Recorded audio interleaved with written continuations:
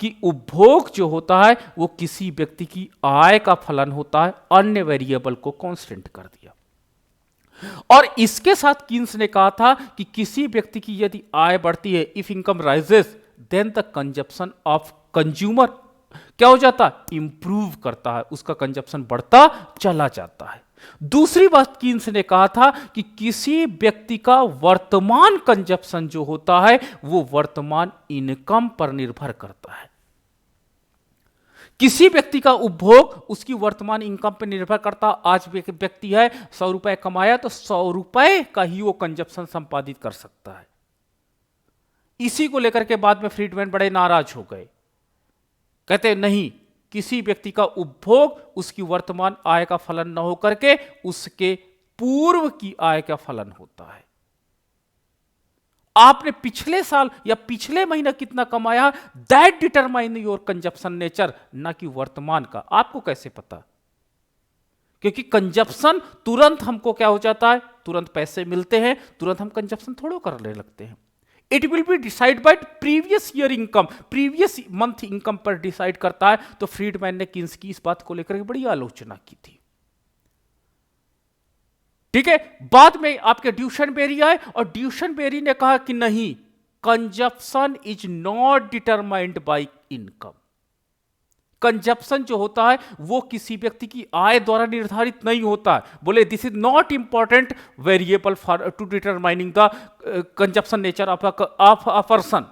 उन्होंने कहा किसी व्यक्ति का उपभोग निर्धारित करने के लिए जो डोमिनेंट वेरिएबल के रूप में आपने इनकम को लिया वो नहीं होता है। उन्होंने लॉजिक रखा कि एक गांव में रहने वाला व्यक्ति उसका कंजप्शन इनकम होने के बावजूद भी कम क्यों रहता है। गांव में कहते हैं हम जाइए, चाहे जितने बड़े अमीर हो चाहे जितने गरीब हो, उनकी क्या होता है, उनके ड्रेसिंग सेंस, उनके घर देखिए तो बड़े सिंपल होते हैं। What is the reason? अगर income determined the consumption of the consumption, तो उस व्यक्ति को जिसके पास बहुत ज्यादा पैसे है वो गांव में क्यों नहीं एसी लगा लेता, बड़ी BMW कार क्यों नहीं रख लेता है, इतने पैसे होने के बावजूद भी। बट एक रिक्शा वाला जो दिल्ली और मुंबई जैसे सिटी में रहता है और उसकी डेली इनकम जो होती है बहुत कम होती है, और कम इनकम होने के बावजूद भी उनका कंजप्शन हाई क्यों होता है? वो लोग उनके घर में जाइए, उनके देखिए छोटा सा मकान रहेगा बट इतना अच्छा डेकोरेट किया रहेंगे और उनका कंजप्शन बिहेवियर हाई होता है। क्यों होता है? उन्होंने कहा कि consumption is not determined by income, consumption is determined by society consumptions behaviour. समाज के उपभोग व्यवहार पर किसी व्यक्ति का उपभोग निर्धारित होता है। गांव के लोग सब लोग क्या करते हैं, मैंने तो देखा था कि लोग क्या तो लुंगी लगाए रहते हैं, चौपाल में बैठे रहते हैं, चाहे अमीर हो चाहे गरीब हो, एक चारपाई में बैठे रहते हैं। चाहे जितने पैसे ज्यादा बढ़ जाए वो चारपाई में भी बैठेंगे। वो ये थोड़ा कहते हैं कि चौपाल में कम करो, सोफे लगा दो, मेरे पास पैसे ज्यादा है मैं सोफे में बैठूंगा, आपके पास पैसे कम है आप एक काम करिए पीढ़े में बैठिएगा। शहर में क्या होता है, वहां पर एक रिक्शा वाला जिस सोसाइटी में कॉलोनी में रहता है वहां के लोगों के कार वार देख करके वो खुद भी करता है कि हमको कुछ ऐसी चीजें ले ले ताकि हमारा कंजप्शन बिहेवियर हाई हो जाए। अभी मेरे पास एक फोन आया जस्ट, एक गर्ल्स का, वो दिल्ली यूनिवर्सिटी में पढ़ती है। उसके फादर क्या करते हैं, टैक्सी ड्राइवर है, नॉर्मल टैक्सी ड्राइवर है, ठीक है। और हम लोग क्या कहते हैं कि टैक्सी ड्राइवर बहुत कम पैसा पाते हैं, नहीं, उनका कंजप्शन बिहेवियर है ऊंचा है। तो consumption behaviour it is not determined by आपकी इनकम पे निर्भर नहीं करती है, it is determined by society consumption behaviour पर होता है। यह फ्रीडमैन ने कह दिया जाकर के, ठीक है। तो देखिए कहीं पर एक वेरिएबल बहुत डोमिनेंट रोल प्ले कर रहा है in the theorem of Keynes और in the theorem of Duesenberry, it is playing vital role, बहुत इंपॉर्टेंट रोल अदा कर रहा था, जबकि फ्रीडमैन की थ्योरम में कट गया जाकर के। आपके सोसाइटी में, आपके हॉस्टल में, आपके लॉज में अगर आईएएस लड़का निकल जाता है तो ऑटोमेटिक आपको ज्यादा पढ़ने का मन करने लगता है।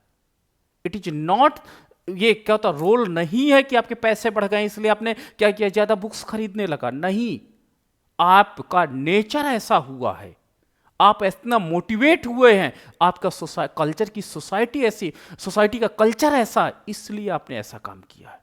एक सोसाइटी, जिस एक गांव मैंने आजमगढ़ में पढ़ा था, जिसके सारे बच्चे आईएएस है, हर घर से एक आईएएस है, उस गांव में पैदा होने वाला बच्चा निश्चित रूप से सोचेगा कि हमको आईएएस ही बनना होगा, क्योंकि सबको लोगों को देख देख करके वो मोटिवेट हो रहा है। That not determined the income by, कि इनकम नहीं है वो आईएएस नहीं बने, क्यों? क्योंकि वो मोटिवेशन फैक्टर है।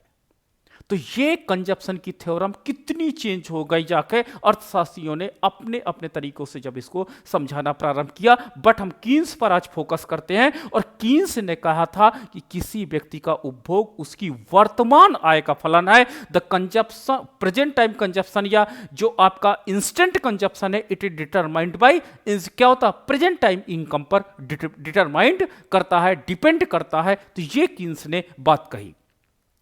कीन्स ने आगे जाकर के बात क्या कही कि किसी व्यक्ति का उपभोग जो होता है, सी कंजप्शन होता है, वो दो प्रकार का उपभोग होता है। प्रथम उपभोग उसे अल्पकालिक उपभोग कहते हैं, ठीक है, शॉर्ट रन कंजप्शन कहते हैं, और दूसरा इन्होंने कीन्स ने कहा लॉन्ग टर्म का उपभोग होता है, दीर्घकालिक उपभोग होता है। यानी कंजप्शन को इन्होंने बाय द टाइम दो प्रकार के टाइम फ्रेमवर्क में इन्होंने डिवाइड कर दिया। पहला टाइम था शॉर्ट रन और दूसरा टाइम था लॉन्ग रन। अब शॉर्ट रन में क्या होता है, तो कीन्स ने कहा था कि अल्पकाल में किसी उपभोक्ता का जो उपभोग होता है शॉर्ट रन में, वो दो प्रकार का होता है। एक ऑटोनॉमस कंजप्शन होता है और दूसरा इंड्यूस्ड कंजप्शन होता है। प्रथम को हम स्वायत्त उपभोग कहते हैं, स्वायत्त उपभोग कहते हैं, और दूसरे को हम लोग प्रेरित उपभोग या इंड्यूस्ड, INDUCED, इंड्यूस्ड कंजप्शन के नाम से जानते हैं। प्रोफेसर कीन्स ने कहा था कि एक व्यक्ति का जो स्वायत्त उपभोग होता है, यह इसकी आय की प्रत्याशा से जुड़ा हुआ नहीं होता है। It is not inter related with the expectation from income. आपकी इनकम आए चाहे ना आए, ये नीड्स ऑफ द लाइफ होती है इस प्रकार का कंजप्शन, और ये आय का फलन नहीं होती है। आपकी इनकम बढ़े या आपकी इनकम घटे, बट आपका कंजप्शन रिमेन कांस्टेंट रहता है। मैंने कहा कि नीड्स ऑफ द लाइफ, अब नीड्स ऑफ द लाइफ क्या है? अब आप समझ सकते हो कि नीड्स ऑफ द लाइफ का मतलब होता है कि डेली हमको कम से कम जितनी हमारी बॉडी की नीड है उतना खाना मिले। That is first need of the life. Second, cloth, कम से कम एक सेट कपड़े तो रहें अपने शरीर के लिए, that is the needs of the life. कम से कम एक शेल्टर तो रहे जहां पर हम अपने आप को सुरक्षित रख सकें, वो नीड्स ऑफ द लाइफ है। तो नीड्स ऑफ द लाइफ क्या होता है? मान लीजिए आपको बुखार बहुत आता, आपको कहते हैं सर्दी जुकाम रहती है, आपको कोई इन्फेक्शन रहता है, आपको कोई एलर्जी रहती है, तो वो जो मेडिसिन चलती है वो पूरी लाइफ चलती है। That is the needs of the life. It is not determined by income, आपकी इनकम हो या ना हो, but needs of the life आपको कंपल्सरी होती हैं, और इनको आपको सर्वाइवल के लिए चाहिए ही चाहिए होता है। तो इस कंजप्शन को प्रोफेसर कीन्स ने ऑटोनॉमस कंजप्शन की संज्ञा दी थी कि this is called autonomous consumption, and autonomous consumption is the not function of income. आपकी इनकम बढ़े या ना बढ़े, बट एक व्यक्ति को इतने नीड्स ऑफ द लाइफ की कंजप्शन को कंप्लीट करने के लिए कुछ ना कुछ होना इंपॉर्टेंट है। ये डिटरमाइन करता है कि नीड्स ऑफ द लाइफ हमारी बढ़ जाएगी, आपकी इनकम बढ़ जाएगी, क्या आप दो मेडिसिन खाने लगोगे एक साथ? नहीं। नीड्स ऑफ द लाइफ में आपका कंजप्शन बिहेवियर कांस्टेंट होता है। आपकी इनकम बढ़ जाएगी, आप डबल या 3 बार या 4 बार खाना खाना तो प्रारंभ नहीं कर दोगे ना, दैट इज कांस्टेंट। आपकी क्या हो जाएगी, इनकम बढ़ जाएगी, आप क्या करोगे, ठीक है, जो इसेंशियल कपड़े होते हैं, दैट इज वेरी इंपॉर्टेंट होते हैं तन ढकने के लिए, वो आपको होना ही चाहिए। अलग बात है उसके बाद हम लोग फैशन वाले कपड़ों पे आ जाते हैं, वो नीड्स ऑफ द लाइफ नहीं होती है, वो that is called needs of the society होती है। ठीक है, समाज को दिखाने के लिए आप खुद बाइफरकेट करते होगे कि वो कौन से किस प्रकार के क्लॉथ्स होंगे। ठीक है, तीसरी चीज जो होती है मेडिसिन, इनकम बढ़ने से इसका इंपैक्ट नहीं पड़ता है कि हम घटाएं या बढ़ाएं। शेल्टर क्या होता है, मिनिमम शेल्टर रिक्वायरमेंट होता है, that is called needs of the ये। तो इस प्रकार का जो कंजप्शन होता है that is called autonomous consumption, और ये इनकम का फंक्शन नहीं होता है। और जब इसको इकोनॉमिस्टों ने ग्राफिकल रिप्रेजेंटेशन किया तो ग्राफिकल रिप्रेजेंटेशन में इन्होंने पाया कि अगर आधार अक्ष पर हम लोग इनकम को ले लेते हैं, इन द एक्स एक्सिस हम लोग इनकम को ले लेते हैं एंड वाई एक्सिस हम लोग ऑटोनॉमस कंजप्शन को ले लेते हैं, तो ऑटोनॉमस कंजप्शन लाइन हमको मिलती है that is parallel to the X axis प्राप्त होती है। आधारज के वो समांतर हमको प्राप्त हो जाती है। आधारज के समांतर का मतलब ये होता है कि if your income is zero, अगर आपकी इनकम जीरो है तो आपको कंजप्शन मेंटेन करने के लिए 100, मान लीजिए मैंने 100 C0 का मान 100 रखा कि 100 का आपको कंजप्शन नेचर है तो इतना आपको कंजप्शन चाहिए। इफ योर इनकम राइजेस, आपकी इनकम बढ़ करके कितनी हो जाती है, Y1 हो जाती है, then your autonomous consumption remain constant, that is Y1 A1। If your income rises, और ये आपकी इनकम बढ़ करके इंक्रीज करके कितना हो जाती है, Y2 हो जाती है, तो आपका जो कंजप्शन होता है Y2 A2 ही रहता है।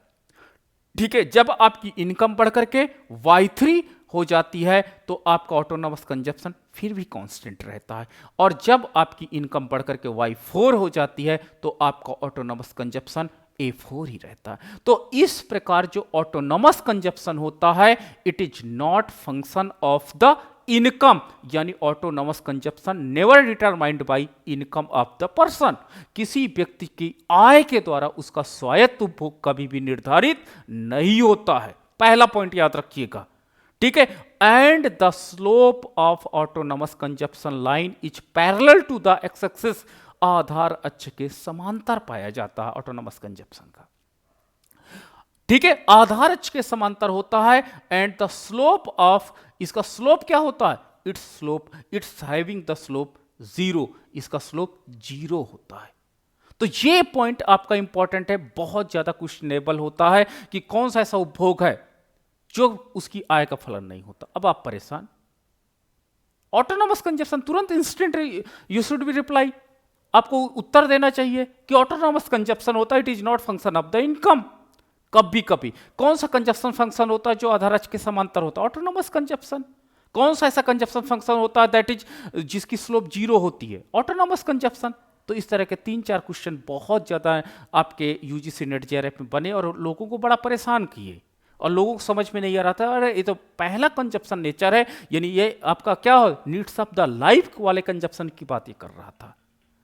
ठीक है, तो अब पहला हमने स्टडी आपके साथ किया कि जो आपके पास कंजप्शन है शॉर्ट रन कंजप्शन, उसको कीन्स ने क्लासिफिकेशन किया था 2 पार्ट में, एक आपका स्वायत्त कंजप्शन था और दूसरा इन्होंने कीन्स ने डिफाइन किया था इंड्यूस्ड कंजप्शन, जिसे हम लोग प्रेरित कंजप्शन कहते हैं। और प्रोफेसर कीन्स ने कहा था कि जो इंड्यूस्ड कंजप्शन होता है it is function of income होता है।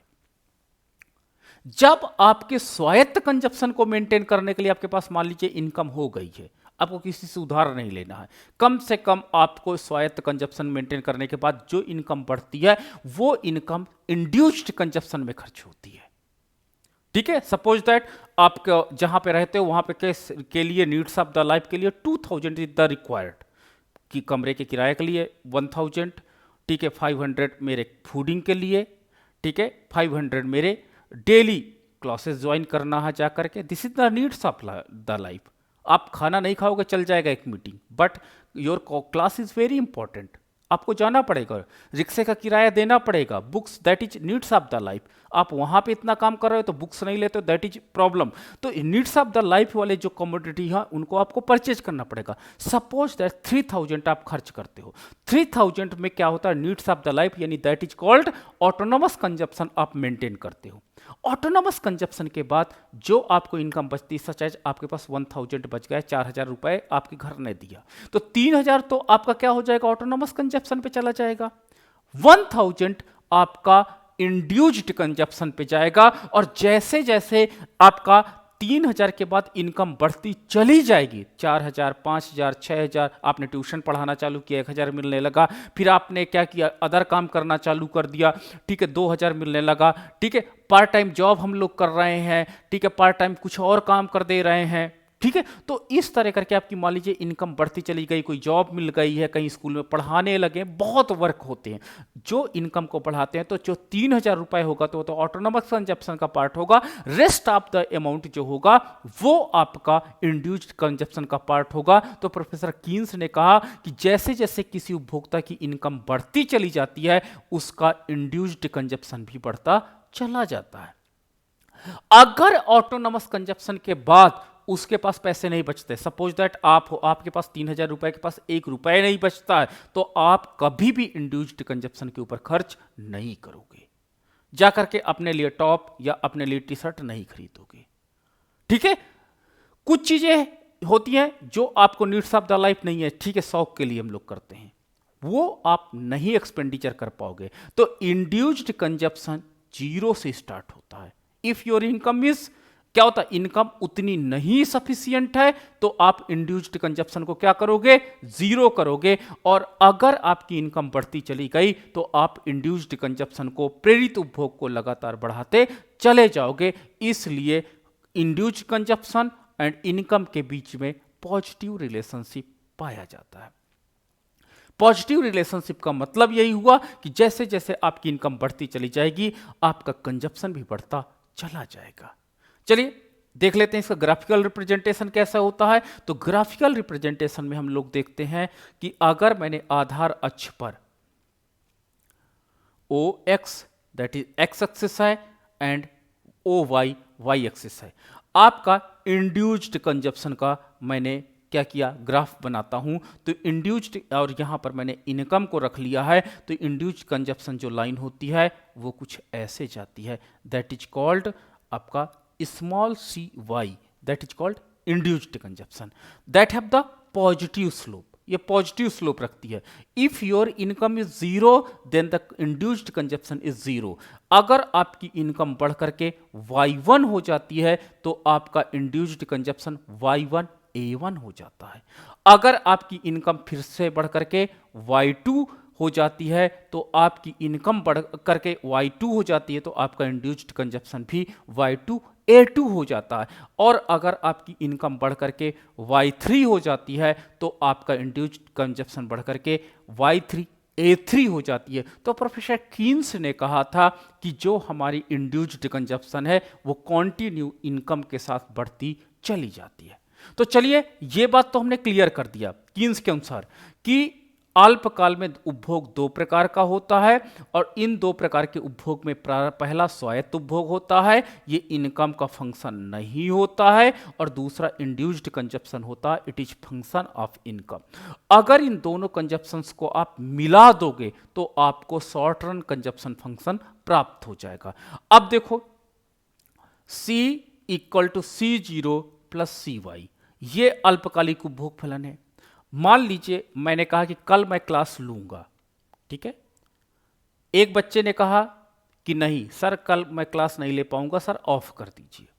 लेकिन एक लड़की ने कहा कि नहीं सर मैं क्लास कल लूंगी आपका, तो उस लड़के को मुझे इग्नोर करना पड़ेगा, ठीक है कोई बात नहीं आप मत लीजिए। लेकिन जो एक गर्ल्स कर रही है या एक बॉयज कह रहा, उनके लिए मुझे क्लास लेना पड़ेगा, ठीक है। तो इसी प्रकार ये भले आपकी इनकम का फंक्शन नहीं है बट इंड्यूस्ड कंजप्शन इनकम का फंक्शन है, इसलिए अल्पकालिक उपभोग फलन को हम लोग इनकम का फंक्शन मान लेते हैं। एक क्लासरूम है, बोला जाता है कल ये काम करेंगे, कुछ बच्चे नहीं जवाब देते हैं लेकिन कुछ बच्चे जवाब यस में देते हैं, तो मतलब उनकी भी सहमति मान ली गई जिन्होंने रिप्लाई नहीं किया। यही तो हुआ। तो जब ये आपका ऑटोनोमस कंजप्शन होता है ये नहीं प्रभावित होता है, तो इस प्रकार हमारे पास जो प्रेरित उपभोग होता है उस प्रेरित उपभोग के आधार पर हम लोग ये कह देते हैं कि अल्पकालिक उपभोग फलन जो होता है वो आय का फलन होता है, और जब किसी व्यक्ति की आय बढ़ती है तो उसका अल्पकालिक उपभोग भी बढ़ता है इंड्यूस्ड कंजप्शन के कारण, इसको डीपली स्टडी करने पर। तो चलिए, जब दोनों प्रकार के कंजप्शंस को हम मिला देते हैं, यानी अर्थव्यवस्था में C equal to C0 plus CY, C आपका ऑटोनॉमस कंजप्शन है और CY आपका इंड्यूस्ड कंजप्शन है, इन दोनों को मिलाने के बाद हमें कुल कंजप्शन आपका शॉर्ट रन का मिल जाता है और ये आपकी आय का फलन होता है। और आय की फलन का मतलब होता है कि यदि किसी व्यक्ति की आय बढ़ती है तो उसके परिणाम स्वरूप उसका उपभोग भी बढ़ेगा, अल्पकालिक उपभोग बढ़ेगा, और अगर आय घटती है तो ये उपभोग भी डिक्लाइन करेगा। ठीक है, अब एक इंपॉर्टेंट पॉइंट आ जाता है, ठीक है, कि इसका ग्राफिकल रिप्रेजेंटेशन क्या कहता है। तो चलिए ग्राफिकल रिप्रेजेंटेशन को हम लोग यहां पर देख लेते हैं।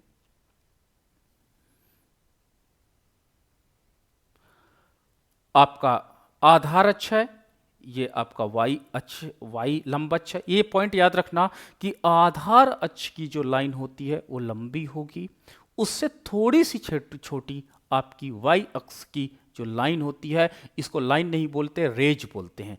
इसमें ऊपर एरो लगाना बहुत इंपॉर्टेंट होता है। ठीक है, तो हरदम जो बेस एक्सिस होता है, जो इंडिपेंडेंट वेरिएबल जिसमें हम रिप्रेजेंट करते हैं, वो लंबी लाइन होती है, और जो हमारे पास जो लंब अक्ष होता है वो थोड़ा सा छोटा होता है। कुछ बच्चे मैंने देखा है वाई एक्सिस को लंबा कर देते हैं, एक्स को छोटा कर देते हैं, और कुछ बच्चे दोनों को इक्वल बना देते हैं।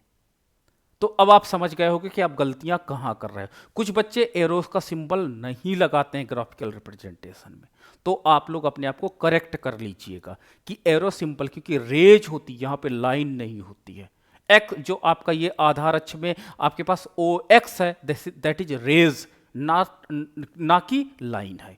ठीक है, तो ये आपके पास हो जाता है। अब हम लोगों ने क्या किया, इनकम को, आय को हमने आधार अक्ष पर रखा और कंजप्शन को हम लोगों ने कहां पर रखा, अल्पकालिक उपभोग को हमने लंब अक्ष पर रखा। ठीक है, अधिकतर मैंने इकोनॉमिक्स में बताऊं कि 90% जगह पर जो आपका इंडिपेंडेंट वेरिएबल होगा वो आपका आधार अक्ष पे रखा जाएगा। इंडिपेंडेंट वेरिएबल आधार अक्ष पर होगा जिसमें प्रथम परिवर्तन देखा जाता है, और सेकंड जो चेंजेस होते हैं वो कंजप्शन पे होता है, और ये डिपेंडेंट वेरिएबल होता है, और डिपेंडेंट वेरिएबल आपका वाई एक्सिस पर रखा जाता है। तो ग्राफिकल रिप्रेजेंटेशन की कुछ शर्तें हैं, इन शर्तों के अंतर्गत ही आपको काम करना होगा। मैंने बोला 10% जगह पर ये चीजें उल्टा हो जाती हैं, उनको आपको याद करना होगा। ठीक है, तो 90% जगह पर ये चीजें काम करती हैं। तो यानी फर्स्ट चेंज कहां पर आएगा, एक्स अक्ष वाले वेरिएबल पर, उसका इंपैक्ट वाई अक्ष वाले वेरिएबल पे क्या पड़ेगा, उसकी स्टडी को हम लोग यहां पे क्या करते हैं, कंप्लीट करते हैं। चलो आगे देखते हैं। तो आपका जो शॉर्ट रन कंजप्शन फंक्शन होता है कुछ ऐसे बनता है। ठीक है, short run consumption function C equal to C0 plus CY होता है। अब ये जो आपका ये पोर्शन है, ये पोर्शन आपका क्या कहलाता है, ये आपका ऑटोनॉमस कंजप्शन कहलाता है। अगर एक उपभोक्ता की इनकम 0 हो गई तो कम से कम क्या होता, लाइफ्स जो नीड्स ऑफ द लाइफ है उसको कंप्लीट करने के लिए उसे OC0 के बराबर कंजप्शन करना इंपॉर्टेंट है। उसको OC0 के बराबर चाहे इनकम हो चाहे ना हो, इतना कंजप्शन उसको करना ही पड़ेगा। ठीक है, चलिए, अगर किसी व्यक्ति की आय बढ़कर के कितनी हो जाती है, Y1 हो जाती है। अगर किसी व्यक्ति की आय बढ़कर के OY1 हो जाती है तो उसका कंजप्शन Y1C1 हो जाता है। तो देखिए, इसमें अगर मैं इसको डॉटेड लाइन से मिला देता हूं तो इसमें अगर इस पॉइंट को रख देता हूं तो इतना पोर्शन क्या है, वो आपका ऑटोनॉमस कंजप्शन है। ये जो पोर्शन बढ़ जाता है AC1 के बराबर, ये आपका इंड्यूस्ड कंजप्शन के कारण बढ़ रहा है। ठीक है, it is increasing by the effect of induced consumption, यानी जो आपकी ये OY1 के बराबर इनकम बढ़ी है, इस OY1 की इनकम में से ऑटोनॉमस कंजप्शन को एक कंज्यूमर ने निकाल लिया है, रेस्ट ऑफ अमाउंट से उसने इंड्यूस्ड कंजप्शन को प्रमोट कर दिया है। मान लीजिए एक उपभोक्ता की आय बढ़कर के OY2 हो जाती है, तो उसके परिणाम स्वरूप अब आप देख सकते हो कि आपका ऑटोनॉमस कंजप्शन तो इतना ही है, ऑटोनॉमस कंजप्शन ये आपका अमाउंट है ऑटोनॉमस कंजप्शन का, लेकिन इंड्यूस्ड कंजप्शन ये बढ़ जाता है, ये आपका इंड्यूस्ड कंजप्शन है। ठीक है, ये आपका ऑटोनॉमस कंजप्शन है। और OY2 इनकम के कारण आपका इंड्यूस्ड कंजप्शन इतना बढ़ जाता है। अगर आपकी इनकम बढ़ करके OY3 हो जाती है तो इसके परिणाम स्वरूप ऑटोनॉमस कंजप्शन तो उतना ही रहा, ऑटोनॉमस कंजप्शन उतना ही रहेगा, बट इंड्यूस्ड कंजप्शन आपका इतना बढ़ जाता है। तो ये शॉर्ट रन कंजप्शन फंक्शन का एक बिहेवियर है। हमने देखा कि शॉर्ट रन कंजप्शन फंक्शन कभी भी ओरिजिन से नहीं निकलता, इट इज जनरेटेड या it is originated from Y axis. ये आपके वाई एक्सेस से निकलता है, that have the positive slope. इसकी ढाल धनात्मक होती है, और ढाल धनात्मक होने का तात्पर्य होता कि यदि उपभोक्ता की आय बढ़ेगी तो उसका क्या हो जाएगा, इंड्यूस्ड कंजप्शन बढ़ने के कारण जो आपकी लाइन है कंजप्शन लाइन वो ऊपर की ओर बढ़ती चली जाएगी। तो आपसे पूछा जा सकता है कि what is the reason for positive slope of consumption line. उपभोग रेखा की धनात्मक ढाल होने के पीछे क्या कारण है, तो आप तुरंत बता देना कि इट इज बेसिकली या it is one reason, it is the reason of induced consumption. Induced consumption के बढ़ने के कारण जो उपभोग फलन होता है वो धनात्मक ढाल रखता है, पॉजिटिव स्लोप रखता है। पॉजिटिव स्लोप का मतलब अगर इनकम बढ़ेगी तो कंजप्शन बढ़ेगा, पॉजिटिव रिलेशनशिप। ठीक है, तो ये पॉजिटिव स्लोप के कारण, पॉजिटिव रिलेशनशिप के कारण ही ऐसा होता है, और इंड्यूस्ड कंजप्शन ही बेसिकली रिस्पॉन्सिबल है किसके लिए, पॉजिटिव स्लोप के लिए। तो पहला इंटरव्यू का क्वेश्चन यूपीएससी में पूछा गया कि किसके कारण से धनात्मक होता है इंड्यूस्ड कंजप्शन का, किसके कारण से उपभोग फलन कभी भी शून्य नहीं होता है, तो उसका एकमात्र रीजन है ऑटोनॉमस कंजप्शन के कारण। ऑटोनॉमस कंजप्शन के कारण उपभोग फलन कभी भी मूल बिंदु से नहीं निकलता है। ठीक है, उपभोग बिंदु अगर मूल बिंदु से निकल रहा है तो इसका मतलब होता है कि सोसाइटी में इंड्यूस्ड ऑटोनॉमस कंजप्शन का मान 0 हो गया है, इसलिए इसे इंपॉर्टेंट पॉइंट है और इसे ध्यान देना पड़ेगा। तो चलिए, कीन्स के मैंने अल्पकालिक उपभोग फलन की बात किया, मैंने आपके साथ चर्चा किया, और दोनों प्रकार के शॉर्ट रन कंजप्शन फंक्शन को मैंने आपके साथ डिस्कस किया। अब बात आती है लॉन्ग टर्म कंजप्शन। ठीक है, लॉन्ग टर्म कंजप्शन, अब आप सोचिए, अपने आप को सोचिए कि अभी आपका टाइम क्या है, अभी आप शॉर्ट टर्म में जी रहे हो, आपके पास कुछ पैसे होते हैं, ठीक है, कुछ पैसे होते हैं, उससे पहला काम आप करते हो अपने ऑटोनॉमस कंजप्शन को मेंटेन करते हो, autonomous consumption. Rest of amount से आप क्या करते हो, इंड्यूस्ड कंजप्शन को मेंटेन करते हो। सपोज दैट आपकी जॉब लग जाती है, जॉब लग जाती है, अब आपको समझ में आ गया कि ओह मेरी पे सैलरी कितनी हो गई, 50,000 हो गई। 50,000 में 3,000 तो मेरा ऑटोनॉमस कंजप्शन है। सपोज दैट माई ऑटोनॉमस, उसके बाद जो आगे आपका अमाउंट है 5,000 मान लो बढ़ जाता है मेरा induced consumption. Rest of amount मान लीजिए 30,000 40,000 जो अमाउंट बचेगा, अब आप दीर्घकाल का प्लान करोगे, उस पर लॉन्ग टर्म का प्लान करोगे, दीर्घकालीन उपभोग पर व्यय करोगे। तो अल्पकालीन उपभोग के बाद रेस्ट ऑफ अमाउंट जितना बचता है उस पर अपने लॉन्ग टर्म के प्लान को डिसाइड करोगे। अभी आपसे हम कहते हैं कि एक काम करते हैं, चल प्रयागराज में एक मकान बिकाऊ है, 25 लाख का आप लोगे, आप बात ही नहीं सुनना पसंद करोगे, because I just not need, हम तो अपने ऑटोनॉमस कंजप्शन में परेशान है, आपको मकान की पड़ी है। आप ये बात उनसे करिए ना जिनके पास लॉन्ग टर्म की इनकम है।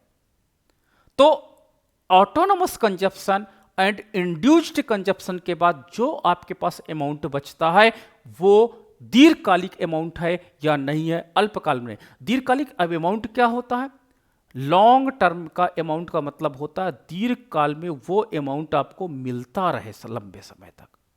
ठीक है, आज मम्मी पापा हैं भेज रहे हैं, गेहूं बेचते हैं, आलू बेचते हैं, लेकिन सूखा पड़ जाए, कोई भरोसा नहीं कब हम चले जाएं।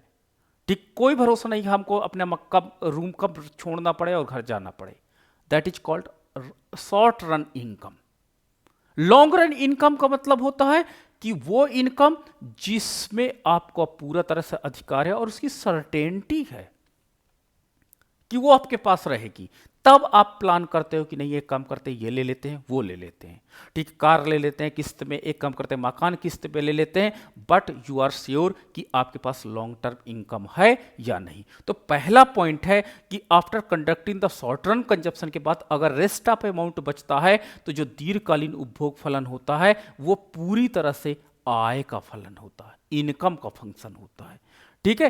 अगर दीर्घकालीन इनकम आपकी जीरो हो गई तो दीर्घकालीन उपभोग भी आपका जीरो हो जाएगा, ठीक है। प्रोफेसर कीन्स ने कहा था कि अगर आपकी दीर्घकालिक इनकम बढ़ती चली जाएगी तो आपका दीर्घकालिक उपभोग भी बढ़ता चला जाएगा, लेकिन अगर दीर्घकालिक इनकम आपकी जीरो है तो आपका दीर्घकालिक उपभोग भी जीरो रहेगा। इसलिए प्रोफेसर कीन्स ने दीर्घकालिक उपभोग फलन के विषय में बताया कि दीर्घकालिक उपभोग फलन जो होता है वो आपके पास क्या होता है, ये आपका लॉन्ग टर्म कंजप्शन है, लॉन्ग टर्म कंजप्शन है, ठीक है। लॉन्ग टर्म कंजप्शन है वाई एक्सिस पर, और आधार अक्ष पर हम लोगों ने इनकम, लॉन्ग टर्म इनकम को लिया है, लॉन्ग टर्म इनकम को। तो इन्होंने बताया कि दीर्घकालीन उपभोग फलन जो होता है वो आपका CL यानी दीर्घकालीन उपभोग फलन होता है जो ओरिजिन से निकलता है। अगर आपकी दीर्घकालीन इनकम जीरो है तो आपका दीर्घकालीन उपभोग भी जीरो रहेगा।